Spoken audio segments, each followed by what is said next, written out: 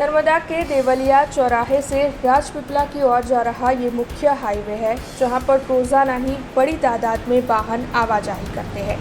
हालांकि इस मुख्य हाईवे पर ही बड़े बड़े गड्ढे पड़ गए हैं। लोगों को आवाजाही में काफ़ी दिक्कतें होती है और बड़े बड़े हादसों का डर भी रहता है। वैसे यहाँ पर इससे पहले भी कई लोग हादसों का शिकार हो चुके हैं।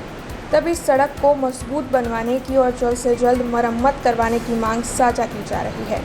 ऐसे में तिलकवाड़ा के हमारे संवाददाता वसीम मेमन की ओर से वहां से ये ग्राउंड रिपोर्ट भेजी गई है।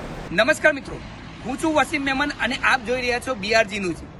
જી હાલ અમે ઊભા છે નર્મદા જિલ્લાના દેવલિયા 4 રસ્તાથી રાજપીપળા વચ્ચે આવેલા મુખ્ય હાઈવે રોડ ઉપર। આપને જણાવી દઈએ કે નર્મદા જિલ્લો જ્યાં વિશ્વની સૌથી ઊંચી પ્રતિમા સ્ટેચ્યુ ઓફ યુનિટી આવેલી છે અને દેશના ખૂણે ખૂણેથી હજારોની સંખ્યામાં પ્રવાસીઓ જ્યાં આવતા હોય છે ત્યાંથી થોડેક દૂર એટલે કે દેવલિયા 4 રસ્તાથી રાજપીપળા વચ્ચે આવેલા મુખ્ય હાઈવે રોડ હાલ ખૂબ જ બિસ્માર હાલતમાં જોવા મળી રહ્યો છે।